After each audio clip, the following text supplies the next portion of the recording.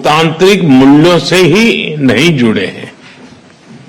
हमारी दोस्ती की नींव डीप ट्रस्ट, इनोवेशन और जन कल्याण की भावना पर आधारित है।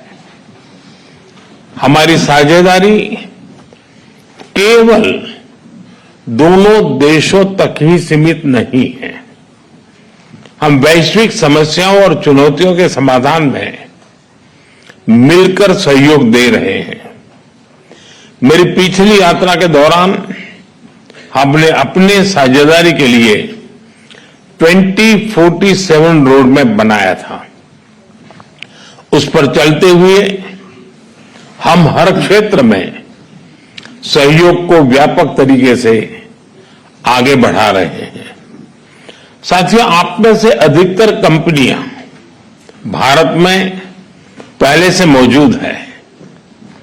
Aerospace, ports, defence, electronics, dairy, chemicals और कंज्यूमर गुड्स जैसे अलग अलग क्षेत्रों में आप सब है और काफी एक्टिव है।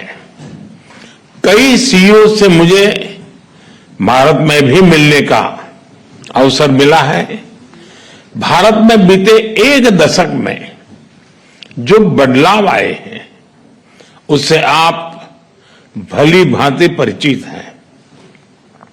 हमने एक स्टेबल पॉलिटी और प्रिडिक्टेबल पॉलिसी, ये इकोसिस्टम स्थापित किया है।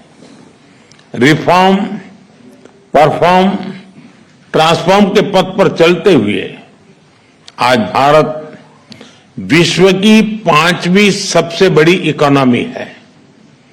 विश्व की सबसे तेजी से ग्रो करने वाली मेजर इकोनॉमी है। जल्द ही दुनिया की तीसरी बड़ी इकोनॉमी बनने जा रहे हैं। भारत की स्किल्ड युवा टैलेंट फैक्ट्री और इनोवेशन स्पिरिट वैश्विक पटल पर हमारी पहचान है। आज भारत तेजी से पसंदीदा ग्लोबल इन्वेस्टमेंट डेस्टिनेशन बनता जा रहा है। हमने भारत में एआई, सेमीकंडक्टर और क्वांटम मिशन लॉन्च किए हैं। डिफेंस में हम make in India and make for the world को प्रोत्साहित कर रहे हैं। आप में से कई लोग इससे जुड़े भी हैं। स्पेस टेक्नोलॉजी में हम नई ऊंचाइयां छू रहे हैं। इस सेक्टर को एफडीआई के लिए खोल दिया गया है। हम भारत को तेजी से एक ग्लोबल बायोटेक पावर हाउस बना रहे हैं। इंफ्रास्ट्रक्चर विकास हमारे लिए प्राथमिकता का विषय है और इस पर हम सालाना $114 बिलियन से अधिक का पब्लिक एक्सपेंडिचर कर रहे हैं। हमने मैसिव स्केल पर रेलवे ट्रैक बिछाए हैं। टेक्नोलॉजी का इस्तेमाल कर रेलवे को मॉडर्नाइज और अपग्रेड कर रहे हैं। 2030 तक 500 गीगावाट के रिन्यूएबल एनर्जी के लक्ष्य की ओर हम तेजी से अग्रसर हैं। इसके लिए हमने सोलर सेल मैन्युफैक्चरिंग को बढ़ावा दिया है। क्रिटिकल मिनरल मिशन भी शुरू किया है। हमने हाइड्रोजन मिशन हाथ में लिया है। इसके लिए इलेक्ट्रोलाइजर मैन्युफैक्चरिंग को बल दिया गया है।